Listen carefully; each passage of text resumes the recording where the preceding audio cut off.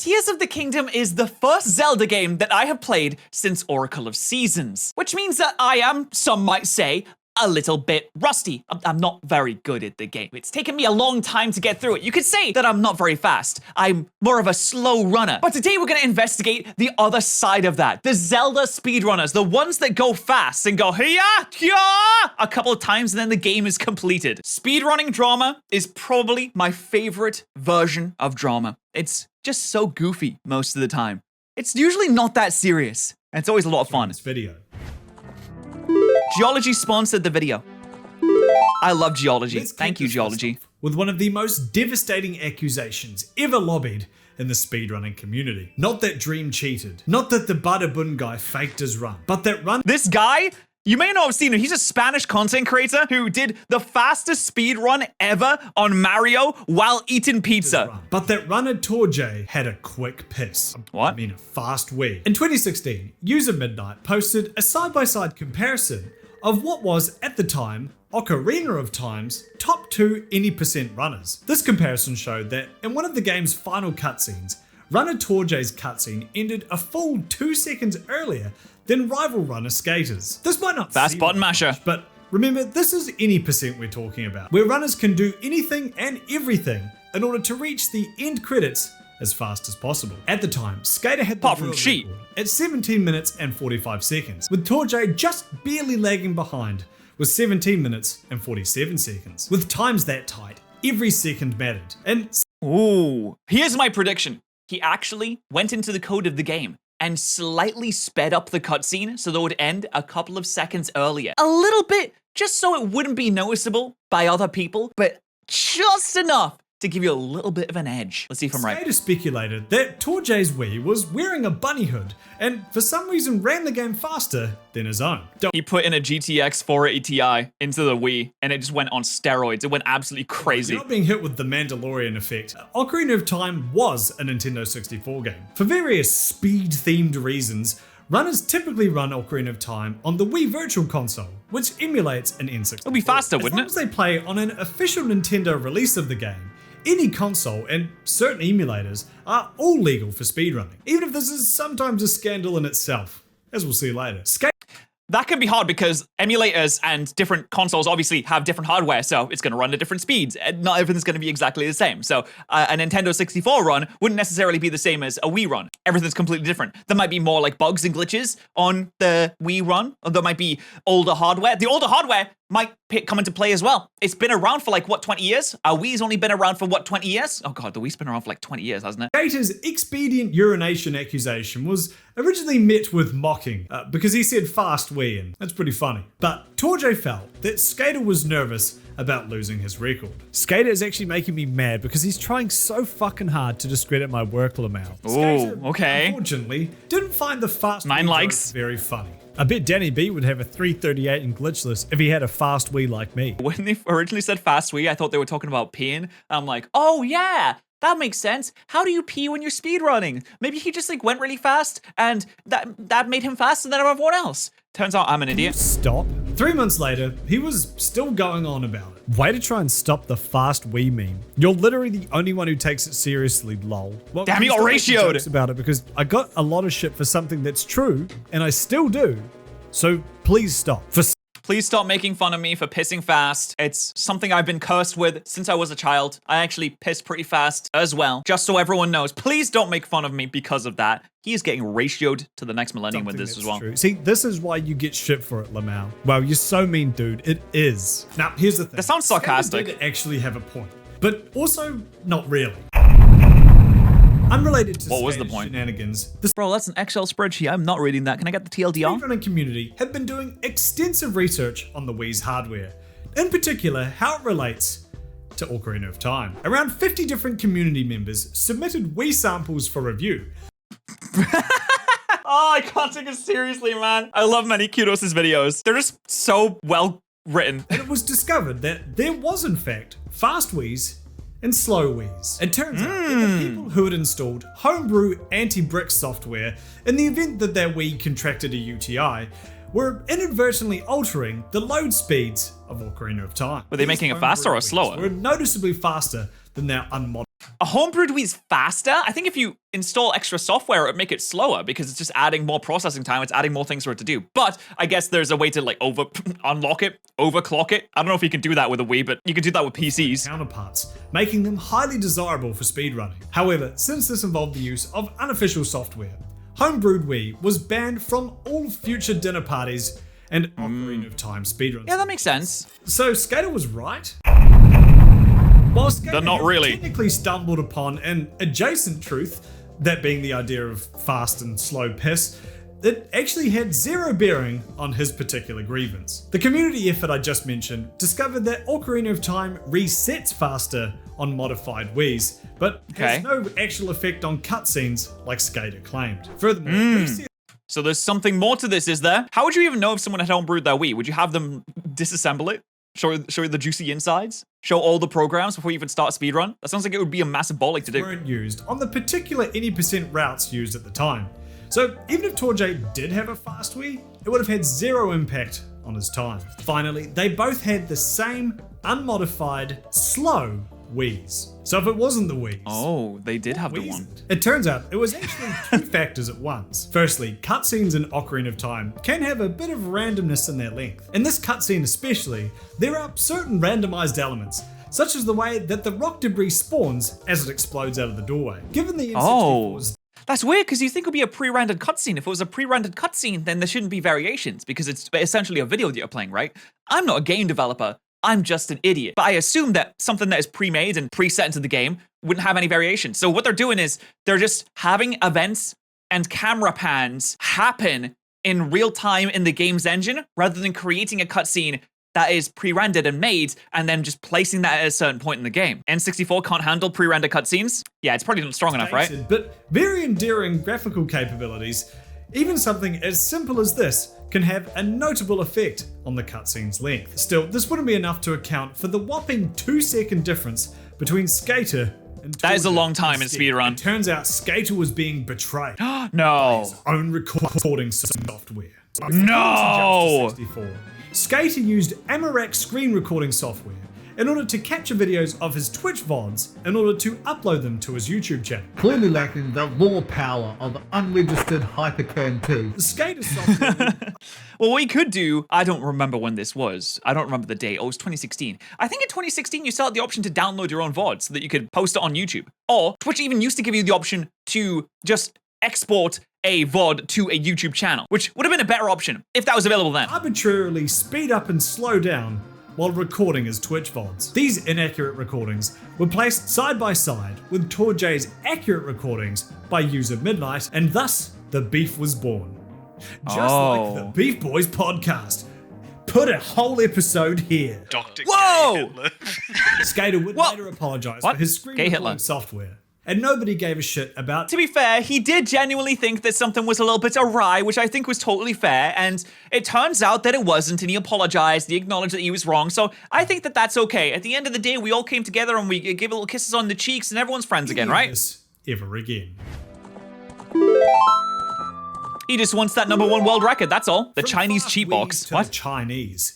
Speedrunners will do anything to shave off those precious seconds. We've already established that even the most minute hardware differences can have big consequences in the speedrunning community. This brings us to one of the longest ongoing debates: speed versus competition. Speedrunning is all about going fast. So if you find an official version of a game or console that lets you run it quicker than before, it's only logical that you play on that version. But what if that Clearly, version obviously. is obscure, expensive, or otherwise difficult to obtain? Does this inaccessibility add a barrier to entry that could Yeah, ultimately well, yeah, of harm course it the does. competitive scene of a game? That was the Yeah, of course it does. Everything that is a barrier to entry to something will obviously harm it. Take competitive Pokemon, for example. When you wanted to make a competitive Pokemon back in the day, you had to sit there, you had to grind out the IVs, you had to grind out the EVs, you had to figure things out. There was so many less tools at your disposal to be able to make those. You had to grind out the natures, you had to find the moves. It would take like a week just to make one viable competitive team. And because of that, there were less people playing competitive. Now it's a lot easier. There are more people playing competitive, but it's not as easy as just jumping into a game of Call of Duty wars and shooty where you just pick a class and you go and start vaporizing people with your laser guns. I personally have never played competitive because I do not want to make a team. I have always advocated for the ability to just create a Pokemon. And some of the Pokemon purists out there are like, No, you shouldn't be able to do it. It's so easy nowadays to be able to make competitive Pokemon. All you have to do is completely grind out the game for an extra 3 hours a week, do all the raids, and then assign the correct Pokemon, get the correct mints to assign the correct natures, and then you have to get the correct Tera types, you have to grind more items, and you have to get the correct Tera types, you have to go get the moves.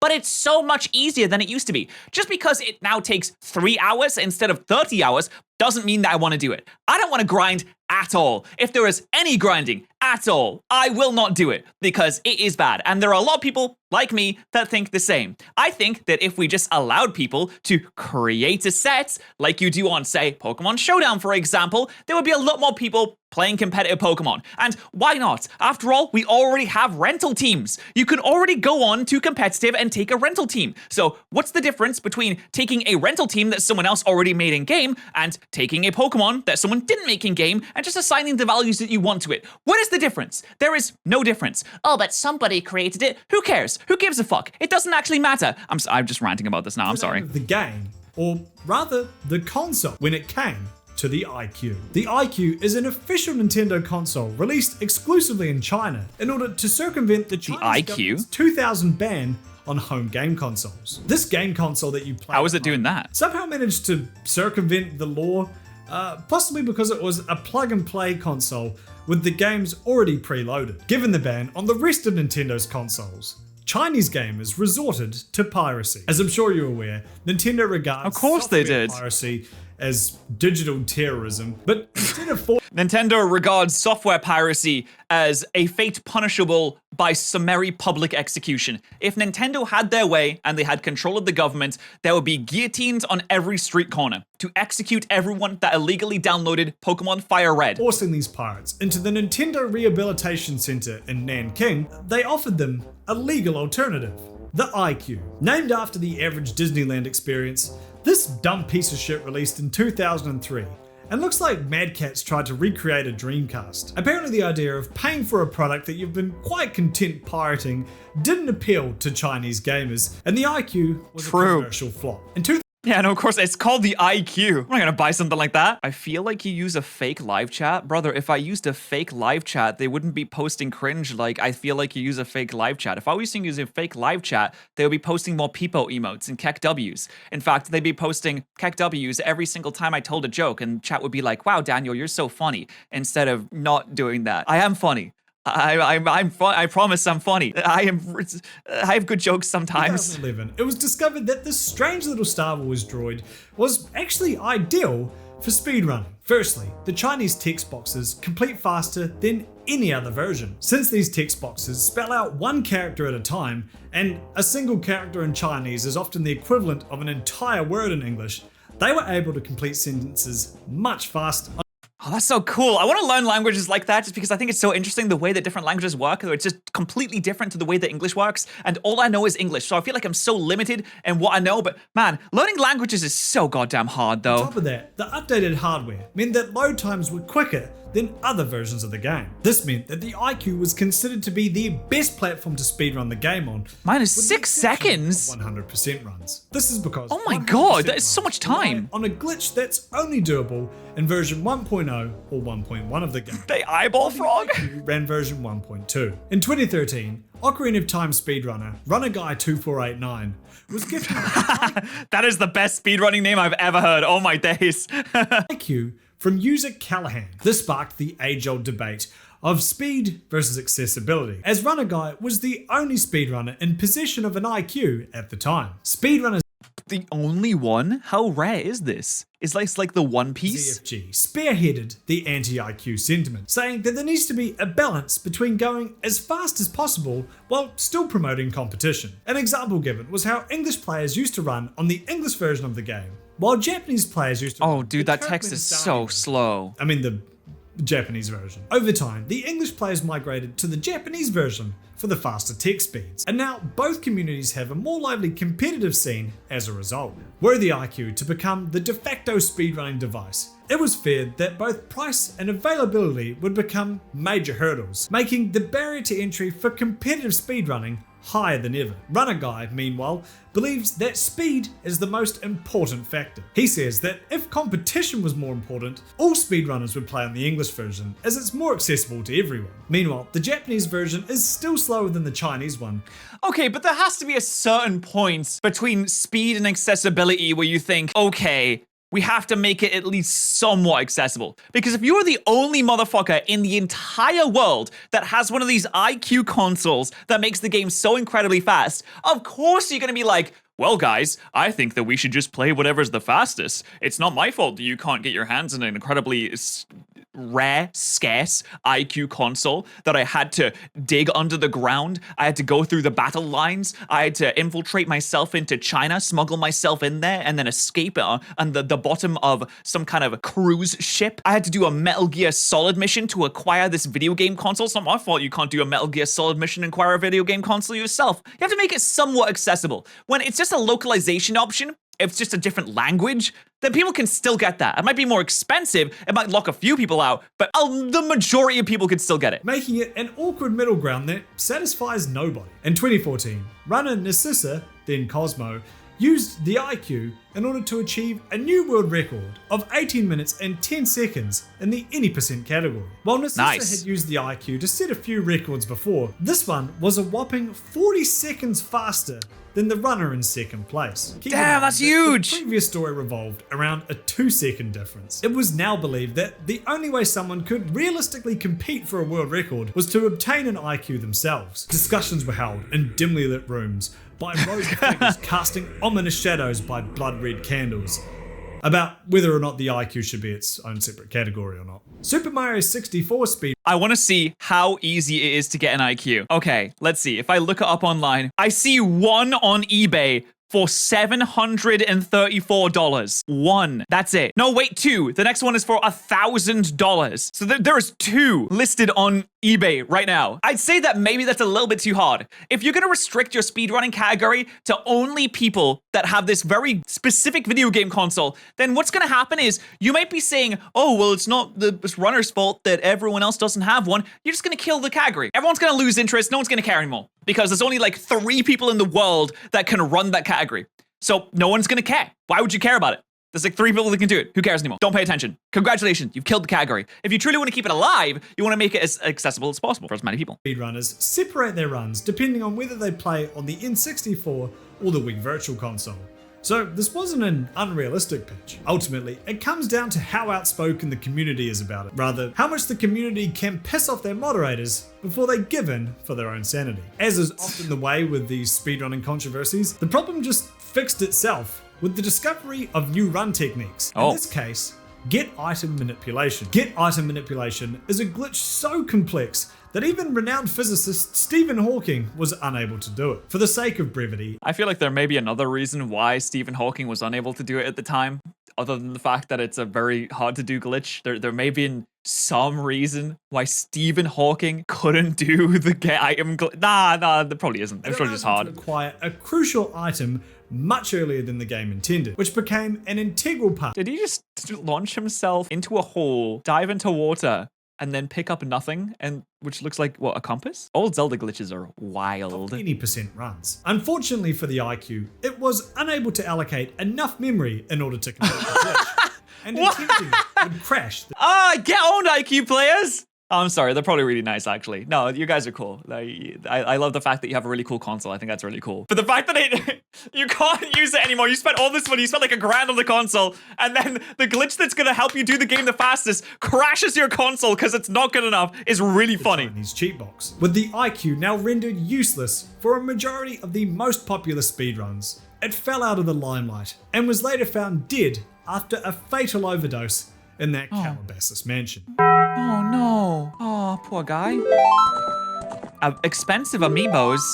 From the first Okay, to be fair, Amiibos is probably as hard to get as the IQ was, so this is just as restrictive. 3D Zelda game to the last one they'll ever make. Let's talk about The Legend of Zelda, the breath of the guy at the magic store. Zelda speedrunning seems to be cursed by optional accessories that cost more than a couple gold rupees. While the IQ was eventually routed into redundancy, Amiibos are to this day the most optimal way to run Breath of the Wild. Amiibos are Okay, the only experience I have with Zelda speedrunning is with Point Crow doing it. This is my only experience with Zelda speedrunning. And I see stuff like this all the time, where he looks at a shrine, clicks some buttons, and then just like phases through reality. I swear, you can click on like any random part of this stream, and he'll be doing some glitch that just seemingly breaks the entire game. Oh, and he's playing in like, what is it, Spanish or French? You think he'd be playing in Japanese or Chinese or something like that, but no, I guess not. Statues that you can convince your mum aren't just toys, because they have a little NFC chip in them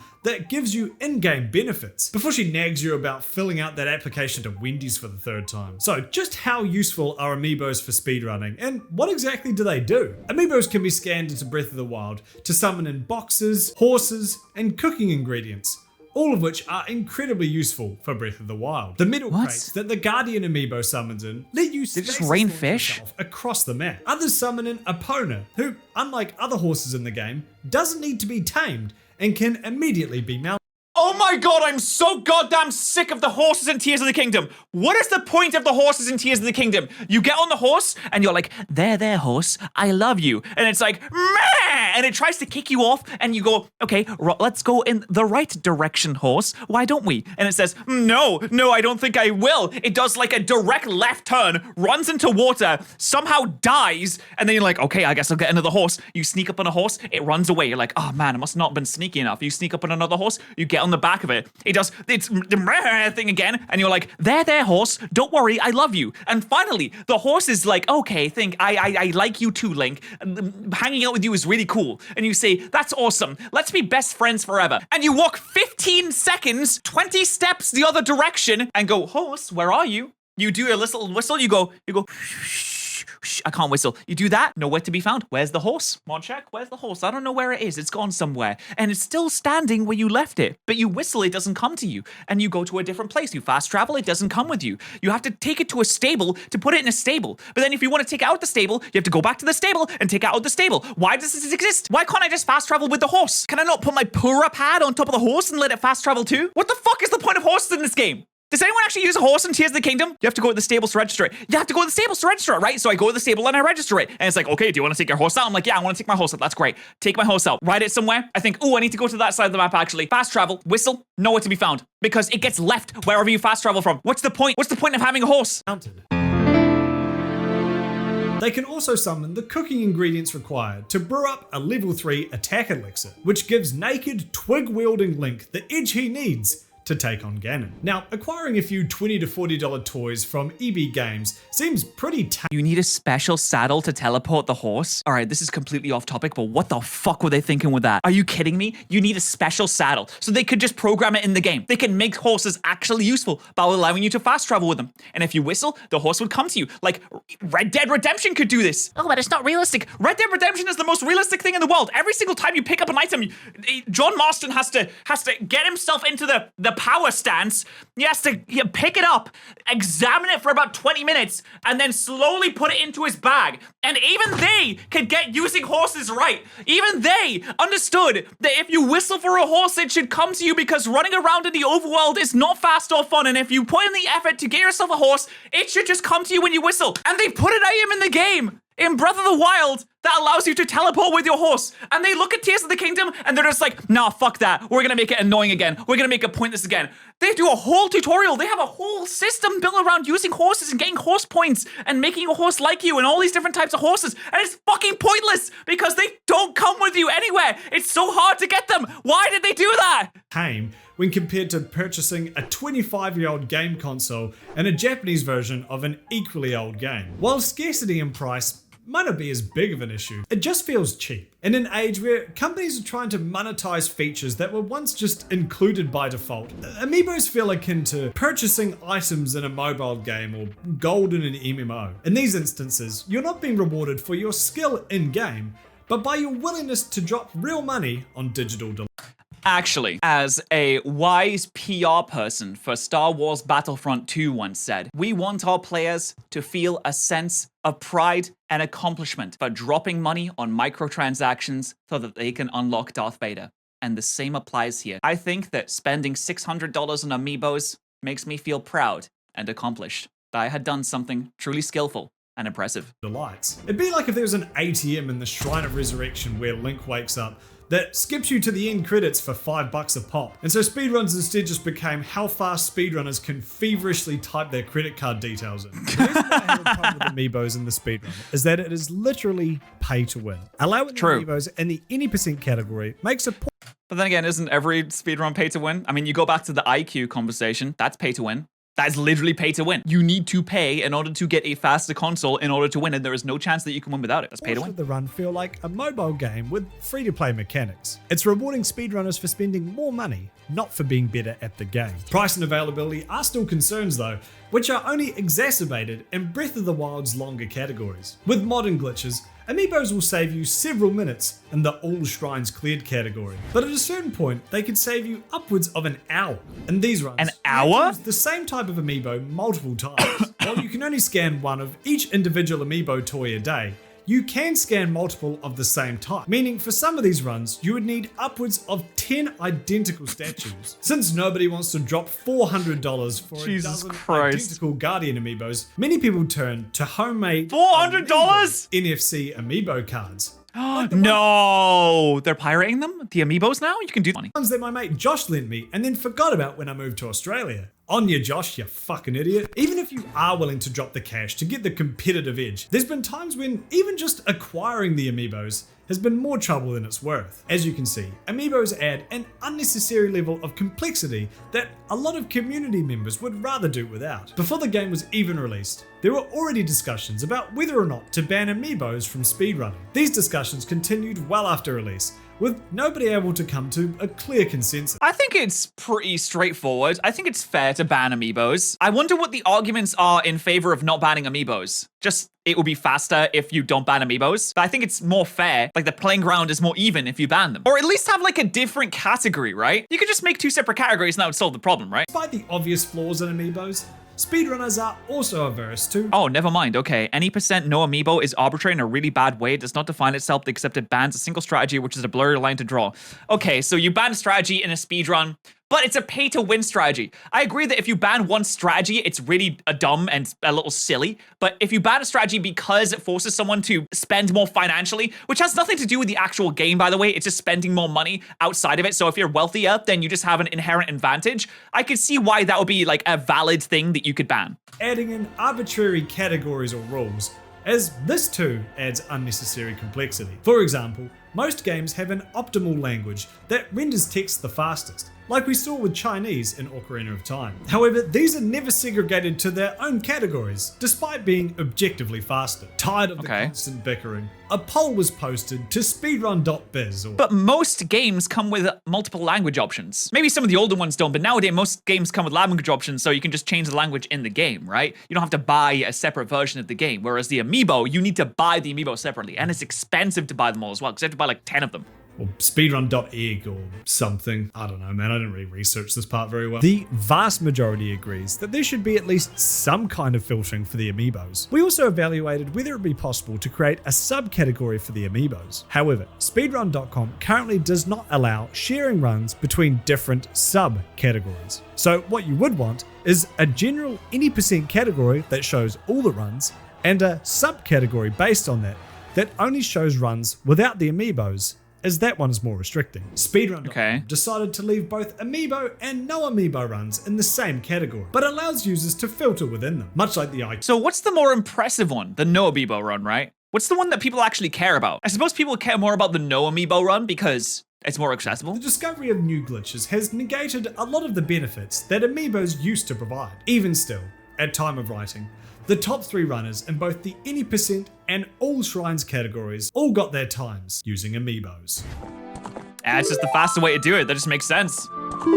But is it the more impressive one? So many runners, gamers, and glasses-wearing individuals focusing their effort on one game, it's no surprise that you find something like ACE. ACE is short for Arbitrary Code Execution. It involves using an offensive amount of glitches to make the game run code written by the player. That's how you get the fastest Pokemon Blue run, right? You just do a bunch of button combinations, get infinite items, and then glitch yourself into the Hall of Fame. It's great. It isn't written using a keyboard, but through a combination of inputs from the controller and in-game data. Aces God, programming is so funny to listen to when you just think about random button combinations that can completely make the game just like turn into spaghetti code and fall as apart. part of the Ocarina of Time any % run, where runners use location data of rocks in order to inject code into the game that skips them to the final credits. How do people find this, man? I don't understand it. It's making me cough. You pick up a rock and put it down here. That is not a joke, that is real. They do that. Aces dropped the world record down to a ridiculously low 3 minutes and 51 seconds. Nice. A far cry from the 1745 that Torjay and Skater were having a mouth-spitting contest over. It's Ocarina of Time, not Far Cry. This provoked debate over whether or not any % should mean to just hit the end credits, or whether or not you should still have to kill the final boss. The old any % strategy, as seen in the first 2 stories of this video, has now become its own category, known as push Ganon in front of an SUV. What? I'm not here to talk to you about 3 different category debates in one video. Instead, we're here to talk about the tragic misunderstanding of Triforce %. At Summer Oh Games, no, done quite a bit Triforce faster %. than you'd expect, Save State, Dwango AC, and Soren. I think with these debates about, what should we do? What should we ban? What should we not ban? Just keep whatever's the best content. Whatever's the most enjoyable for people to watch, that's what the official thing should become. It's all about having the best content. But maybe I'm too content-brained. Maybe I'm too much of a YouTuber and not enough of a speedrunner. Because the only time I've sped-run is to Brock, and it took me like 15 minutes, which I think is pretty quick, to be fair. Showed off the power of Ace on an unmodified Ocarina of Time cartridge in an unmodified N64. In order to achieve this, they used TazBot, a tool-assisted speedrun robot. For those who don't know, tool-assisted speedruns are where you program in the exact button presses that you want on a frame-by-frame basis. This allows you to input commands That must at a take speed so that long. no human could physically do, allowing you to utilize glitches and speedrunning strategies that you would never normally see. When combined with Ace's ability to write code directly into the game, TazBot was able to reprogram entire sections of the game in real time. The team behind this put an immense amount of effort into showcasing cut beta content, as well as finally realizing rumors that had been kicking around shady parts of the internet and fatherless children on the playground for years. What? Fatherless? Where did the fathers go? Did they go to play Zelda instead? I love games done quick because it's not only about speedrunning, but it's about explaining the games that they spend so much time putting effort into, because speedrunners, you spend so much time learning one game, and that's all you do is just learn one game. You learn it in, you learn it out, you learn it all about. And Games Done Quick is an opportunity for that speedrun to come in and show how passionate they are about one specific run, one specific game, and explain exactly how it works. It's really cool. Like, it's nice to watch people go fast, obviously, but just hearing people be passionate about this one specific, really niche thing is very awesome. Some of this cut beta content included an R-Wing from Star Fox, which was used to test Volt Vagina, the dragon boss from the Fire Temple. Volt Vagina? His name is Volt They Vagina? also showed off an unused beta model for a Kokiri child, an early, much less creepy version of the Great Fairy, and an unused McDonald's promotional tie-in temple. In addition to the beta content that was left on the cartridge, they were able to program in brand new features that paid homage to the many urban legends of Ocarina of Time. The Running Man, who challenges you to an unwinnable race in the original, is finally able to be beaten with the help of some new tricks. Does he have special text? He then fights you in an admittedly pretty funny boss battle. Of course, the greatest... Wait, that never thing happens in the game? of all was obtaining the Triforce. An early development screenshot shows Link standing in front of the triangular ridiculousness, and an empty space on the quest status part of the pause menu seems to imply that the Triforce was obtainable at some point, like all of the other items on the quest menu. Through some elaborate fanfiction and an excessive amount of arbitrary code execution, the team shows off what it might have been like to obtain the Triforce in-game. At this point, Wait, but they're actually showing a cutscene where he obtains the Triforce, though. things get a bit silly. After acquiring the Triforce, the little golden Toblerone offers Link the ability to see the future. Selecting this starts a fully voice-acted cutscene of Breath of the Wild Link and Zelda still running on the N64. What? That's so cool! I know they programmed it into the game, like it's not supposed to be there, but that's really cool. They then asked the Twitch chat to type "here together," which is then rendered live in the cutscene. So What? that was what was essentially a celebration of Ocarina That's of so Time. awesome! Cause for controversy. It all came down to framing. While the runners made a point to say what was specifically cut beta content, they didn't make that same distinction for their own original content for the sake of the narrative they were trying to tell. Outside of the clearly fake Breath of the Wild. Well, yeah, I mean, when you're like making this whole story, you're laying it out, you're not gonna say, by the way, this is fake. This is fake. If someone's not smart enough to know that Twitch chat messages weren't supposed to actually pop up in Ocarina of Time, then they're just they're unsavable. You can't save them. Obviously, there's no Breath of the Wild cutscene 20 years ahead of time, like 30 years ahead of time. If someone's looking at that and taking it seriously and being like, oh, I thought you were being serious. I thought these Twitch messages were actually programmed into the game. Then they're just dumb. They're just a moron. Fuck them. Who cares? The other original segments were almost too well done. This left a lot of viewers feeling as though they'd been deceived, especially those on Reddit. I guess I was missing the point or something, but I'm actually pretty pissed off that I was led to believe that this was all real until the ending. Why not be upfront on it being a ROM hack? My mind was being blown every few minutes, only to have the rug completely pulled out from under. That's part of the story. That's part of the story, is to form a narrative of, look at these cool things. Look at these cool things. Hey, we made it.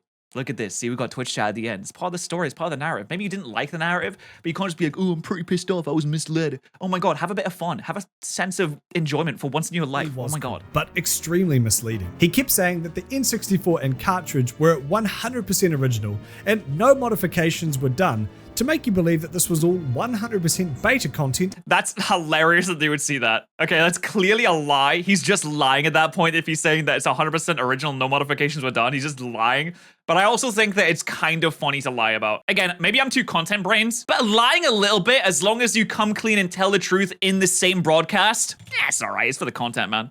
Anyone could find on an Ocarina of Time game. But the reality is that they were hacking the game in real time using Ace and didn't admit it until the final few minutes. While the team did explain how Ace worked at the start, it was very jargon heavy and could easily be misinterpreted by a casual viewer or someone joining halfway through. Instead, Yeah, I believe it. I totally believe this. I'm an idiot. I would log onto this and be like, whoa, look at those cool Zelda stuff. That's really cool. And then they reveal the thing at the end and I'd be like, oh, you got me. I'm such a doofus. I've just been pranked by the prank patrol. Breath of the Wild finale was when the penny really dropped for most people. I think them adding the Breath of the Wild part at the end was a mistake and what's causing all this. After watching it all, I understand, because the presentation does feel like one of those YouTube videos where it starts out, this is all real, with it all feeling real, till those last 2 seconds where the creator starts making it obvious, then goes, oh, but it wasn't real, gotcha. This was my It's a little experience goof. as well. I haven't been able to put my finger on exactly why, but my mind was blown until the Breath of the Wild part. Then it all felt kind of cheap. Not everyone felt misled though. And the vast majority That's of viewers fine. felt like they were I think it's fine to not like it, right? It's fine to be like, wasn't that good of an ending. But complaining about being deceived is like, come on, man. You're smarter than this. a version of Ocarina of Time that the little shithead making up rumors on the playground could only dream of. Not gonna lie, this legit made me tear up. As someone who has played Ocarina of Time hundreds of times, seeing this being a thing after 2/3 of my life was as if a long abandoned goal was accomplished for me. And for everyone who, as a kid, tried all these crazy rumors in order to reach an unattainable goal. Excellent work. It's the equivalent of finding Mew under the truck and then being mad that the Mew under the truck thing wasn't actually real. It's just something that someone programmed into the game. You don't really think the Mew under the truck thing was genuinely real. It's a playground rumor that people have taken and they programmed it into the game, but you can't be sitting there and be pissed off that the Mew under the truck isn't actually real. This made me cry. Can't even put into words how meaningful this achievement is, but I can try. It's the manifestation of countless people's childhood dreams. It's absolutely beautiful. Oh, that's pretty Thank you big. so much for making this. While they could have communicated a bit better and maybe dialed down the theatrics a little bit, it was still an amazing... Wait, no, Link said thank you, Zelda. Ruined. Link's not allowed to speak, guys. It actually annoys me that Link doesn't speak sometimes in the story. There's some points in the story of Tears of the Kingdom, no spoilers, where Link could clearly just say something and it would clear up an entire situation. But he just sits there and goes, yeah. And the character's just looking at him like, oh my God, I can't believe this is this. And Link knows other information to say otherwise and could just say it, but he just goes, yeah, duh, instead. showcase of what's possible with Ace and a love letter to Ocarina of Time as a whole. And personally, I think that's just neat. Hey, That's if you pretty like cool. This one, That was an absolutely fantastic video. I love a little Zelda drama, a little Zelda speedrun drama. I might become a little bit of a Zelda guy because Tears of the Kingdom is the only Zelda game that I've played since they were released, really. I've only other played Oracle Seasons, and that's the only other one. But that was a fantastic video from many kudos. And if you want me to react to a video, just shove it in the Discord server. Links in the description.